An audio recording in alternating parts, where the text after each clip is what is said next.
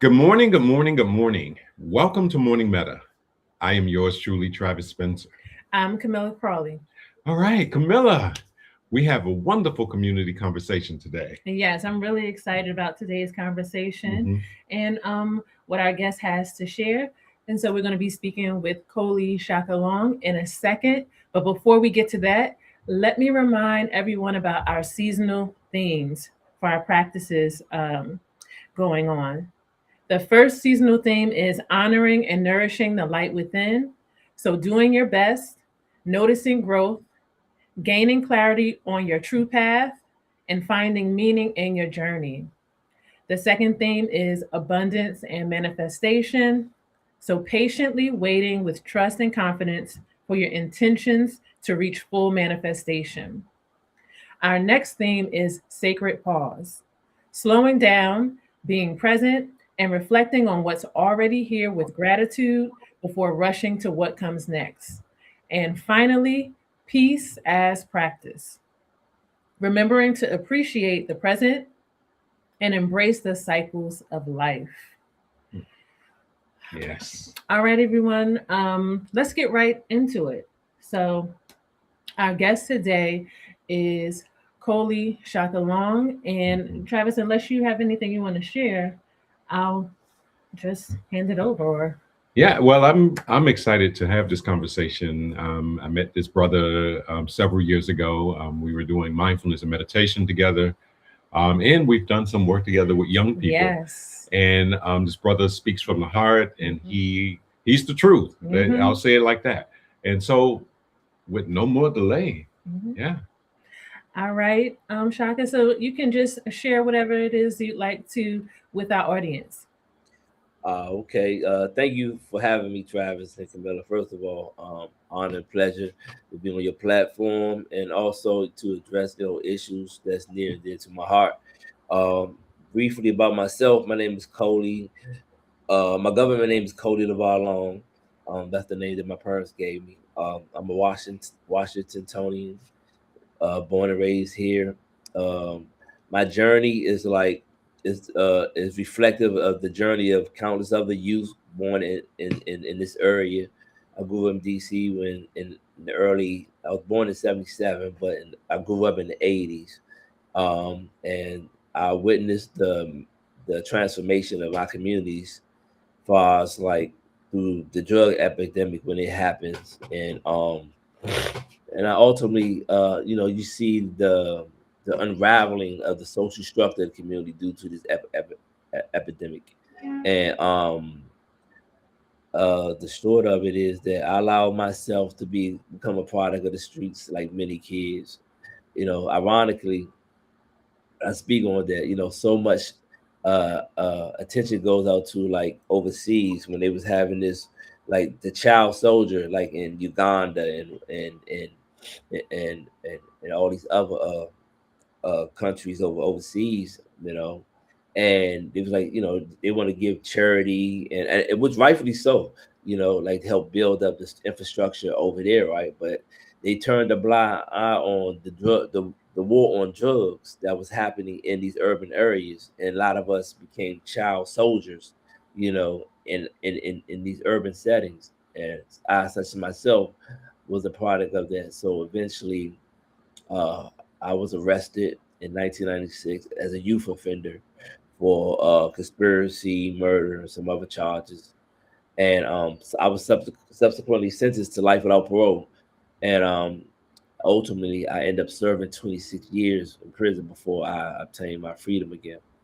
And but however, I'm grateful for the opportunity that I am who I am, not because of prison, but despite of prison. However, it's not lost on me that had I not went to prison, I might not have been the person that I am today. And I don't praise our criminal legal system because it's, as we historically we understand that it's a byproduct of slavery. However, you know, I- despite the fact that our prison systems are not built for rehabilitation, it did afford me a space of healing, and that healing came from to the fact that I had to hate prison, while I was incarcerated, to kill the mentality that caused me into prison in the first place. And that my transformation, I use education as my platform for transformation, and I as a place for healing as well. And it was at that point that, like, that I perceived that I was in the worst spot that a person can be in. That, it's, what, I read a book that actually changed my paradigm shift. That caused me to have a paradigm shift. It was Dr. Viktor Frankl's Man's Search for Meaning, and also Frederick Douglass' book, The Narrative of American Slave. And it is ironic, like how, we're so caught up in contemporary times that we forget that nothing is new under the sun. And it was me reading back in the past that caused me to reflect on my present conditions, and ultimately gave me an insight that I have the capability of having a better future, you know. And with that said, with Viktor Frankl's book, it reminded me that no matter what circumstances that a person can be in, you always have agency of your character. And by me knowing that, realize embodying that ideology, I was like, you know what? I'm going, despite being in a bad situation, right? I'm going to work on being the best version of myself inside. And having that mindset, I obtained, consequently, I could say I obtained a sense of liberation. That yes, physically I was confined, but mentally I was free. You know, regardless of living in the causal condition. I have agency of how I conduct myself, how I hope I can always have a sense of dignity about myself. And long story short, so uh, it's a book that, called The Alchemist, right? And I love that book because it says when you want something so badly, the universe conspires to help you get it. And ultimately, I was living as a free man, even though I was, detained inside the correctional system. But eventually, I won my opportunity to come home. And so since I came home, I just try to hold on to the same principles that I had. And when I rebuilt myself inside those carceral spaces out here, and one of my driving factors of coming home, and I've been home, I was released July 29th, 2022. So I've been home going on 4 years. And one of the main driving factors of my presence out here is my sense of gratitude and my belief in paying it forward. It's not dawned on me that as a child I did a lot of bad things, and like, and I can't go back and change that. However, as a man, I can kind of like pay it forward by preventing other children making the same mistakes that I made. And and when I met Travis, we was kind of like kindred spirits. We clicked in far as like our love for our people, the people, our people, whatever. And far as like meditation and mindfulness, especially dealing with the youth. Uh, I know when I first got exposed to meditation inside prison, I really thought it was, it's kind of like that parable, the ASAP parable, the fox and the grape, right? Because when you hear about mindfulness and meditation, it got this mystic type of connotation to it. You think you have to have a certain knowledge to reap the benefit of it, or you have to know certain things. So, and you thought those things were beyond you. So since I didn't really feel like, you know, I could understand it, I used to like think disparagingly about it. Like, who need meditation? That's for crazy people. That's for weak people, things of that nature. But when you really get the essence of it, and just having the practice of sit back thing. And the reason why I use it as a tool for self repair, because when I first started mindfulness, it gave me a space where I can like really critically analyze, why I'm having these thoughts. Where are these thoughts? Where did these thoughts originate from? You know, um, are they worthy of me entertaining? Are they worthy of me giving energy? How do I feel about myself? Having gratitude about myself, and knowing that I trying to weave out the self-destructive thoughts that were embedded in me, that how I was socialized, and understanding that my own sense of self-worth and how it made me a better person. you know I wanted to take that to other young people, because the reason why a lot of young people do bad things because they have a low value system about themselves. you know and and before you can start really caring about others, you know it's impossible to do that if you don't care and love for yourself. So how do we get in a place to get this self-love and the self-appreciation, this gratitude for the breath that you breathe? And that's why, I'll try to work with the teaching. I'm not really a teacher, but just championing the cause of learning about meditation and the benefits from it. So that's the work that I've been doing at Georgetown University. I'm a reentry coordinator. We have 2 reentry programs in our program, and I also founded a program within that organization called the Family First Program, where it's a program that we create. I create experiential trips for the kids and the parents of our program. Because I feel like a lot of our programs at Georgetown is more of a response-based method to address this issue of the imbalance of our criminal legal system, where I want to take a preventative approach, because I really feel that you cannot police your way into safe communities. You can't write up no policy for safe communities. Safe communities starts with having stable family households. And how do you build our households with, bridging the disconnect between the parents and the kids, especially when you're dealing with a parent that's been locked up for decades and trying to reintegrate themselves into the lives of their children and things of that nature. So yeah, that's my mission. I don't want to wrap you up, but that's me in a nutshell. Wow, that was powerful. Yes, Just that yes. little bit that you shared.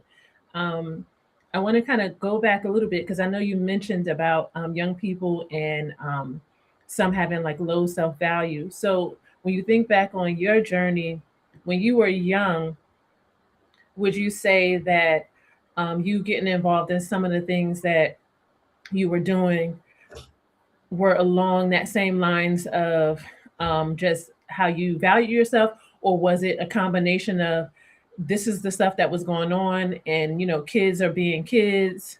um, so for you, what do you think was a part of leading you into the the experiences and things that you did that led to you going to prison and things like that when you were young?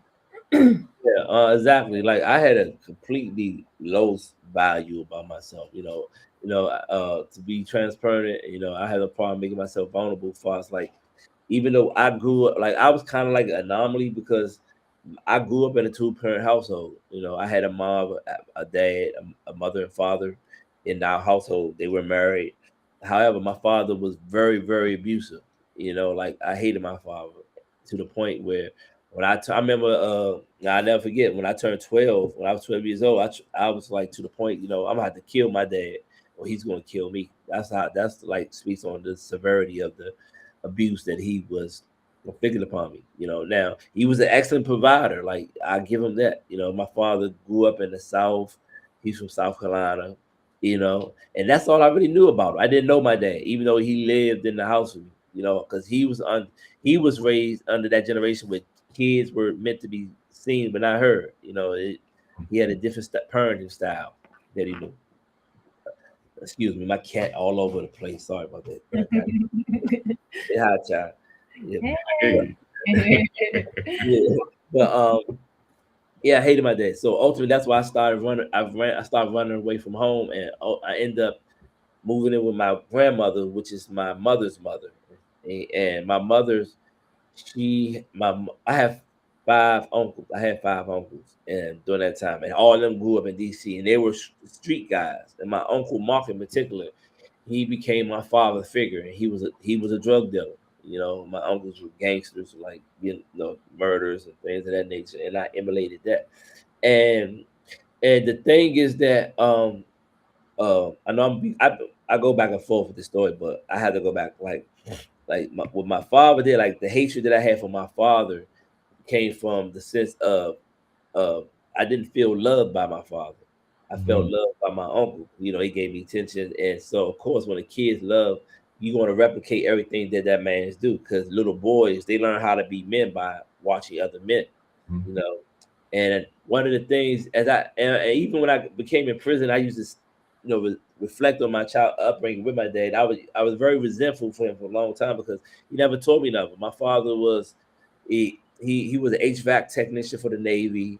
He knew masonry, welding. He knew all these employable skills. But my dad never taught me stuff. All I was, just behave or he gonna beat me to death.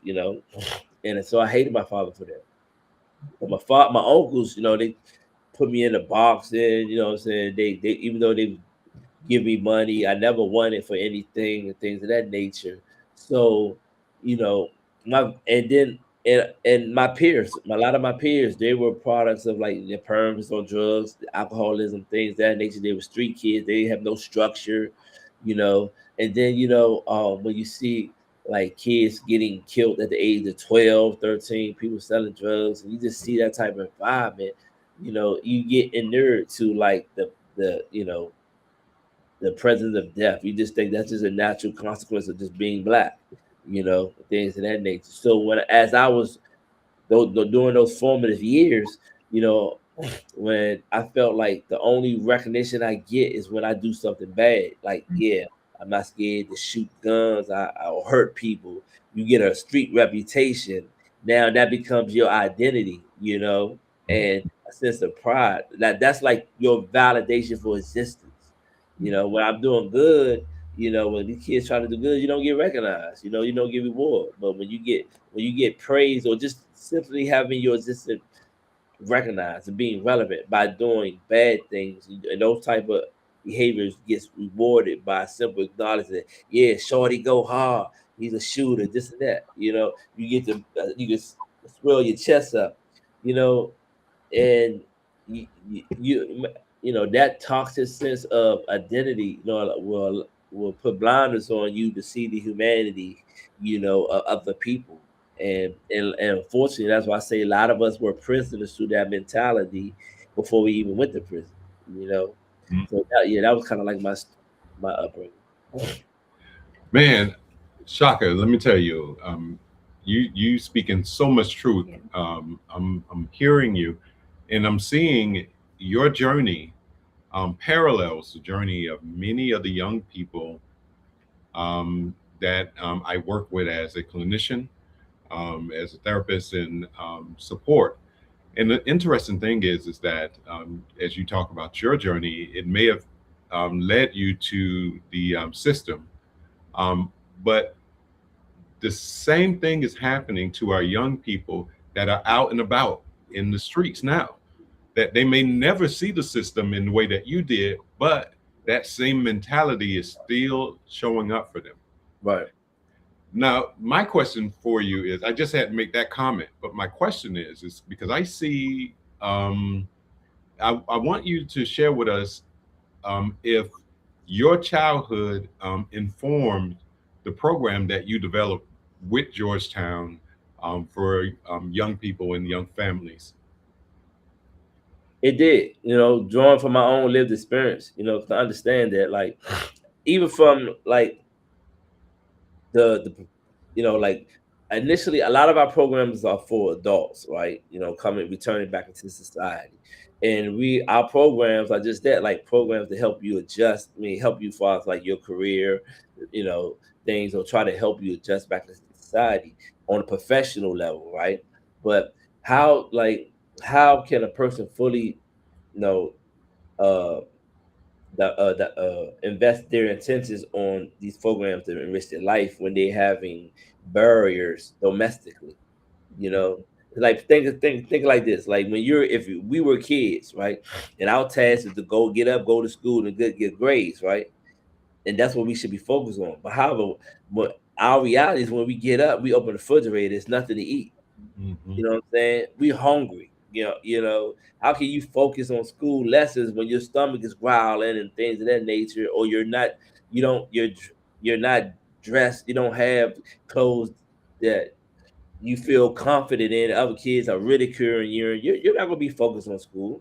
So the same way a lot of our adult program participants, it's like, yeah, they have the intensity, they want to rebuild their lives, they want to study and work, but the stress of them coming home trying to provide for their family, even though our program pay them to go to school, but still, like, the value, like, damn, my son don't disrespect me, my daughter don't want to engage with me, like those type of intangible things that that are factors can pull away, stress factors that pull away from a person's attention in the program. So living my own experience, like knowing that had I had like a healthy, you know a stable upbringing, I think about the possibilities that I would have did better in school. I would want to go to school. You know what I'm saying? I would wanted to be in a position to make my parents proud, you know. And yeah, those I drew a lot from my own lived experience with like being part of my intentionality of having this program, getting started and running it. Yeah, we're feeling that. Yeah. And speaking of that, um, you mentioned having having resentment at times, especially with your dad. Um, I'm also thinking about how you shared that when you were doing your time that you were reading and things like that. But I'm curious because these things, I'm assuming, like the books and things like that were accessible to most people where you were. What do you think it was for you that just made that light bulb come on and say, all right, there's another way for me to do this? And also, do you share that with like the families that you work with? Because I'm only imagining that when you have a past and you're trying to change, those things can still keep coming, eating at you. Maybe the things that you've done, maybe like you talked about the relationships that people have now, they're fractured. So in the program that you're doing with the families and adults and children, are you having those conversations too around things like forgiveness or compassion, or how people can handle when they're like beating themselves up? But no, you hit it right there. Like you hit the nail right on the head. As far as like the biggest thing, I noticed that even when I was in prison, right, and the aha moment actually came. It's like in that book, right? It was so many. And I go back to Victor Frankl's book because it was like it's crazy how like you can read something and it ties to the reality of your present circumstances, right? He said like in the book, he said people waste their life, right, in pursuit of happiness and success. It said happiness and success. First, he said people waste their life in pursuit of happiness and success, meaning they're chasing happiness and success, which Mhm. they think is happiness and success is some external thing that you got to go reach out and go chase, right? So he said people waste their life in pursuit of happiness and success.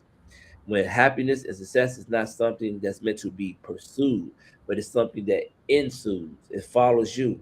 It comes to you when you give yourself to a cause that's bigger than yourself. You know Mhm. what I'm saying?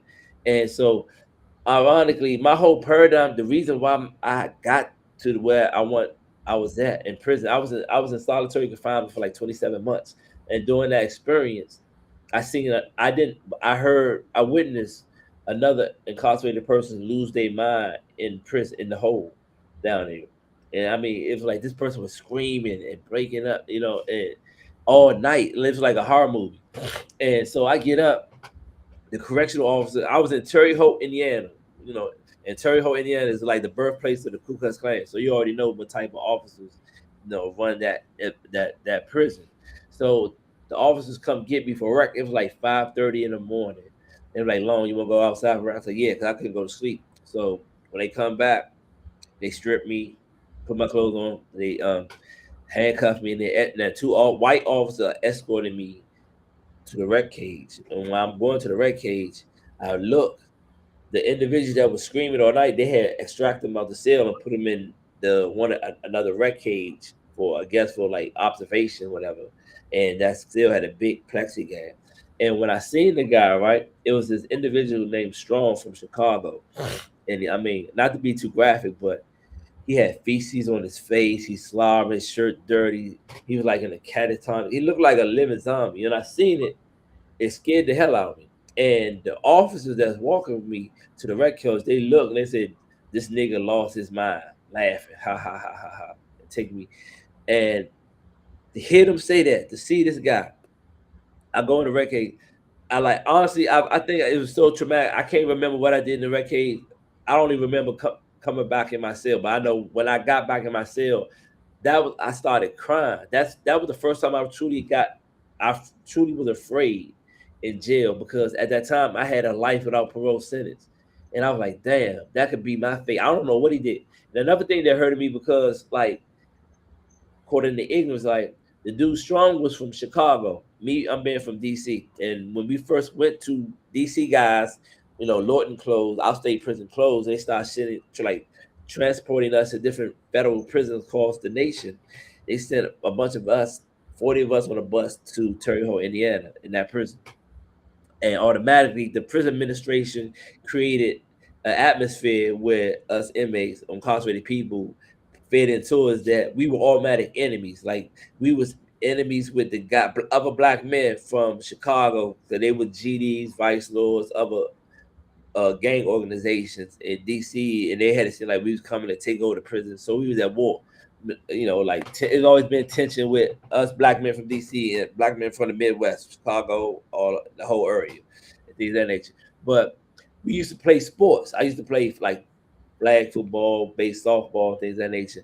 And honestly, why the dude Strong stood out to me, because I admire him. I respect him as a black man. He was a good looking guy, strong. He was very athletic. And it was one of those things that I was good on my team. He was good on our team. So a lot of times we a clash, and he's not backing down. I'm not backing down. So as a man, on the man level, I respected him as a man. However, because of this ignorance of geographical divide, I didn't allow myself to befriend this guy, and he didn't allow himself to befriend me, because geographics. I'm from DC. He was from Chicago. And it was so crazy that, I'm saying, that yes, we're black men from different spaces, but we're living under the same oppressive conditions. I'm saying? We don't focus on the person that got the foot on the neck. We're focusing on the other person that's on the ground like us, because he got a little bit more room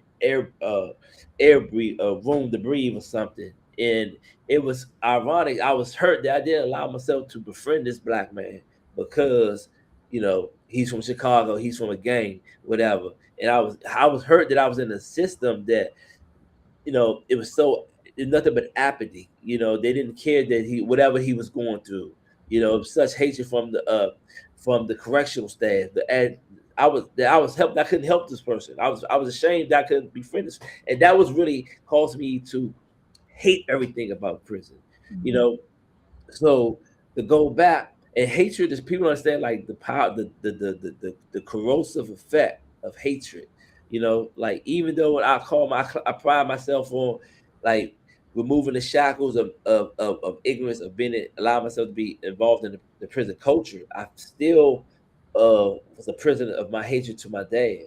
And I couldn't shake, because I was like, in my child mind, even though I'm a grown man, it's like no father supposed to treat a child like that, things of that nature, right? But when I was going, prior to me coming home, I had to do a psychological threat assessment. And so like the investigators, they go through your family history. So they did, these people dug through, investigated my dad's upbringing. My father grew up in Saluda, South Carolina.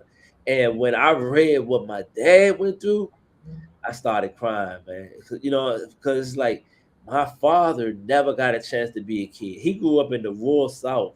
Like, he didn't see his father was accused of having illegal relations with the sharecropper's daughter. And the only reason why he didn't get lynched, because the sheriff liked it, my grandmother. So my sheriff locked my grandfather up just to prevent him from getting lynched. You know what I'm saying? And he done seen people hung.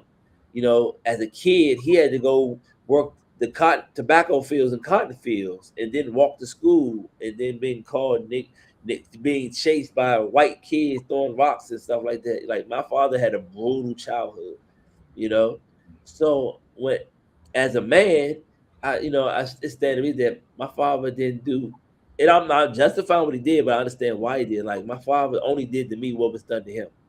Mm-hmm. You know what I'm saying? And that right there was enough to allow me to forgive my dad.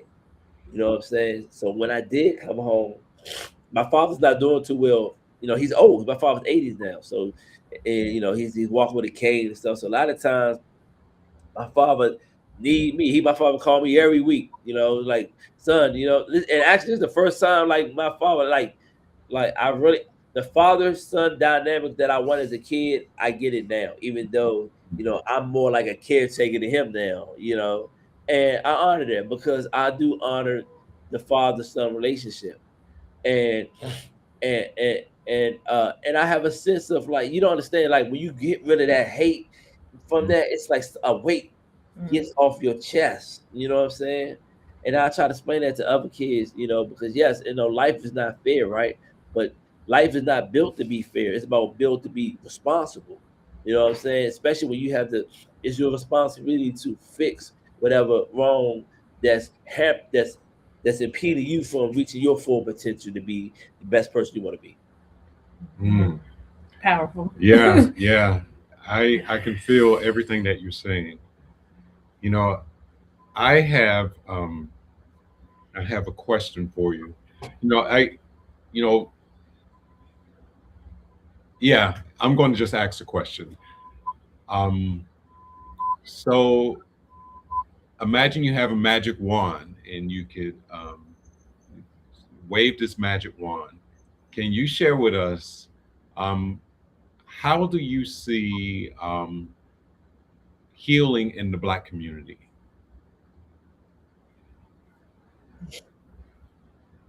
Man, if I had a magic wand, I would just, man, waving it, man, and to erase any hurtful, painful memory that we have, to remove grudges, you know, because our, especially in our community, what I'm saying. Yes, we know this societal and inequity set up. We know that. We understand the origin of our things, of how our conditions are, right? But when we dwell on these grievances, these past grievances, and that's all we focus on, we miss the opportunity to prosper, you know, Mm. collectively, you know what I'm saying? When people, we live in this divide, that it's always this skepticism about everybody. We always got to examine people's ulterior motives about things, because we've been burnt in the past. No one feels like they don't want to. I'm not gonna let nobody keep getting out on me. I'm gonna start getting out on other people and things of that nature. And another thing I would do with the ones that I would like rechange the value systems that we currently in, because you got to realize these younger people now, this social media has added is another component, right? That it's like really a game changer in the bad way, you know, because this and like a lot of us growing up, we had to deal with peer pressure with our peers. Like a lot of times people understand that our characters, our personalities are shaped from a third party perspective. Because you like, I knew a lot of kids had great parents at home, but when they go to school, they're getting, for that 8 hours they in school, 6 hours they in school from 8:30 to 3 o'clock, whatever. Their characters, they're getting schooled by their peers, and their peers didn't have the same structure as them. So a lot of times, kids that they will dumb themselves down to fit in, and versus embrace their uniqueness to stand out. Because when you stand out, they feel out the majority of people that are complacent in life gonna ridicule them.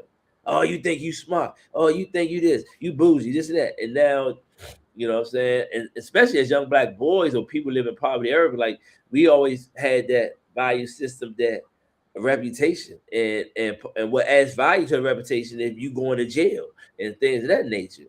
You know what I'm saying?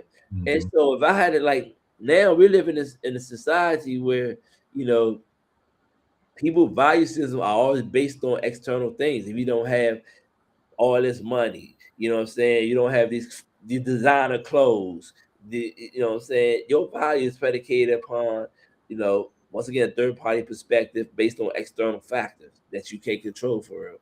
And that's why we do so things that's beneath who we are, just to get recognition, you know what I'm saying?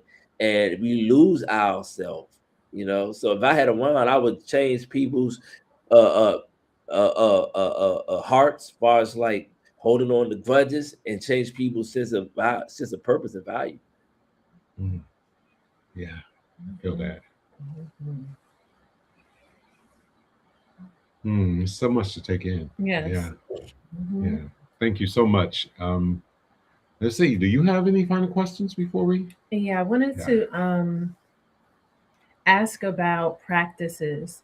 So, just thinking about people in general, when they're at a point where they might be starting to see that, you know what, I need to change some things, or they're a little bit further on the path and trying to change things. I'm curious as to what are some of the practices that you started that you still maintain to keep you on that path of just continued growth, and if there's anything new that you've added to like your practices that help you maintain this path of just continuing to grow as a person. I think like I love the METTA meditations, like self-care, self-love, right? For me, right? This is important because as a melanated person, man, every day you step out your door, you're going to experience some level of microaggressions, every day. You're going to be reminded of your blackness, even if you have the Wellington. Just walking down the street, if somebody see you walking, they just cross the street. You know what I'm saying? Like you're going to do something, or just a frown, or simple, they don't acknowledge you. They'll people like look you in your eye and hey, how you doing? They just walk past. These type of things. It seems small, but just it builds up in you. You know what I'm saying? So not every day. I need to get back into it every day. But honestly, like just the sitting down, and I'm big on affirmations. You know what I'm saying? I'm big on telling, hey, because the mind, one thing I learned about the mind the subconscious cannot differentiate fact from fiction. You know what I'm saying? When you tell your mind, you know what I'm saying, that I'm worthy of love, I'm worthy of the space that I'm meant to occupy. I'm worthy for greatness. I'm beautiful. I'm a king. I'm powerful. I can do all things I put my mind to. You have to always pour that into yourself and establish your sense of value. Because once you start believing that, that your body's going to walk in accord with that. Your every step is, you're going to walk in your truth. That other people, whether they like you or not, they have no choice but to succumb to your truth. Because it's unshakable. And so that's why I like, and when I go inside and talk to the guys, like my whole thing is, yes, I love the different practices as far as like the body scan, the regulated breath, and all this other stuff, right? But the whole thing at the core, a lot of these kids are so torn down internally with their mindset that, man, you have to like start planting the seeds of love with them. Man, listen, there's a purpose why you're here. You know what I'm saying? Whether you're inside or out, whether you're in a prison jumpsuit or Versace suit, you know what I'm saying? You add value to whatever you have on. You know what I'm saying? It's the reason every breath that God, the Creator, gives you to breathe. There's a purpose for that breath. You know what I'm saying? And just and once you start planting the seed of that, you know what I'm saying? People, because when you have a purpose, then ultimately you start to realize I also have a responsibility. You know what I'm saying? I have a purpose in life. So I have a I have to be responsible to my parents, to my neighbor, you know what I'm saying? To myself, and that's what I love about like this practice, it gives you that space. And sometimes, because I realized when prior to me getting incarcerated and me coming home, and you just observe people, people just operate on a stimulus response continuum. This happened, I respond. This happened, I respond. Everybody's automatic, on some automatic type time, whatever. You know what I'm saying? Like, and you really miss out on life trying to make a living. You know what I'm saying? Instead of just coming back and appreciate the gift of life. And yeah, so that's about it. Yeah, I feel you on that. I think that it's such a counter to how our society sees our value as individuals. It's what we can produce that value is placed on. So I love what you just shared. I think it is that internal pursuit, that inward journey, instead of relying on things outside of ourselves. Right. That inward journey is very important, because that covers purpose, I believe. Mm-hmm.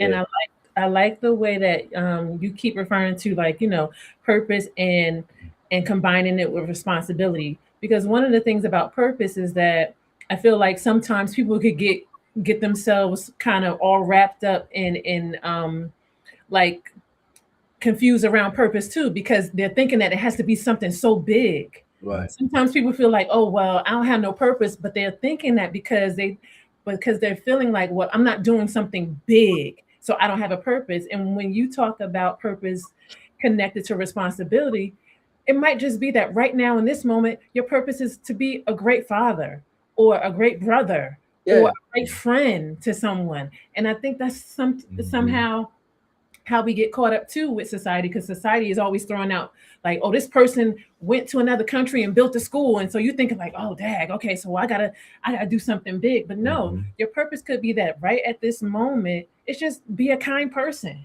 It could be just a purpose to heal, right? Something so simple. Like, I love that quote by Gandhi. Like, and I always rephrase it, because like also I co-teach a course at Georgetown University called Prison and Punishment. And I always share with the students, because I love the fact that I have the opportunity that I can go inside to speak to young people that's impacted and affected by our criminal legal system, but also like the fact that I have the space where I can go into Georgetown, this prestigious university, and teach these undergrads that have the trajectory to be policymakers, you know what I'm saying, and legislators and things of that nature, and bring the nexus. Because I understand that I explained to them that, why do you think the prison system is so successful in dehumanizing a certain segment of population and desensitizing another segment of population to the struggle that goes on? You know what I'm saying? And they be like, wow. And I understand it's that prisons are designed to create a disconnect within the humanity. It's hard for me to care about a person that I can't connect to, you know what I'm saying, that I can't relate to, and things of that nature. So, because like a lot of people, when they meet me, like Shaka, like they would never knew I was incarcerated for that long, unless I give them my backstory, and that's a testament to me gaining my freedom while I was in prison. I always tell them, look, I was a free man even though I was locked up. So even when I came home, I didn't have a lot of stuff that's institutionalized traits that a lot of people think on, But to go back to my original thought is that Gandhi always stressed that, it's not your responsibility. I mean, it's not your obligation to change the world. It's your responsibility to be the change you want to see in the world. You know what I'm saying? And everybody, we are like a world within the world. Our thoughts, our perception creates our reality. You know what I'm saying? How we see the world is. So it's like, man, listen, change your world first. That's why I'll work on building your world. If you want the world to be more loving, more kind, more forgiving, more compassionate, embody those things, plant those seeds in your world, and then that truth will just resonate. I believe in the law of attraction. I believe that what you put out, you know what I'm saying, is going to be drawn to you, So yeah. That's a nice place to kind of land the plane, in terms of, you took it right back to where you started, which is, going within. And once you start to pour into that, then it just naturally goes outward. So I love what you just shared. So Yes. before we get out of here, we got to do what we do with all our guests.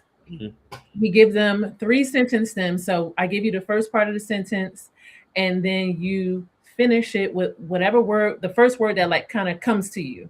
Okay. So the first sentence, the first half of the first sentence is healing in African American and African descendant communities looks like, and finish that. It looks like love. All right. The second one is community to me looks like. It looks like. Say that again. Community to me looks like. Laughter. Yes. And the last one is joy to me looks like. A grandmother's hug. I love Yes, it. I I love love it. All right. So before we get out of here, I really, first of all, really appreciate you, Shaka. And I know in the beginning you said that you're not a teacher, but as far as I'm concerned, you absolutely are teacher, educator, because what you shared with us was so much wisdom. I mean, there's even still stuff going on in my mind now, but I know we don't have the time. So I just want to share that with you, that you absolutely, to me, are an educator and teacher and have so much wisdom. You are definitely a gift to the community, and I just appreciate you so much. Thank you all. Yeah, same here, man. We're so happy that you've come, and we would love for you to come back. You know, as you continue building these different programs that you're building in the community. We would love for you to come back and share how things are going. Okay, I appreciate it. Thank you. Just again, so can you just repeat like the programs and the class and everything that you're doing one more time for the audience? Yeah, so, like I say, Colie LeVallon, everyone calls me Shaka. I work for Georgetown University Prisons and Justice Initiative. I'm a reentry coordinator there, but I also created a program called the PJI Family First Program. It's a program that we create experiential trips for the children of justice impacted parents. So like we have a trip coming up tomorrow, actually. We're taking the family to Kings Dominion and just create those family bonding moments, you know, where and I just seen the work where, you know, like guys that come home and they're trying to reintegrate into their children's lives, and from their first encounter with the program, like I took them Legoland, I took them on a yacht trip, you know, we had a financial literacy brunch at our office and things of that nature. And like each program, you can see the closeness that the parent and the child engaging, you know, and just the fact that, you know, we try to create better memories to replace the past memories of them not being there, you know, in their lives during their time. So, and I think that's very important for the child to help stop this cycle of intergenerational incarceration, you know,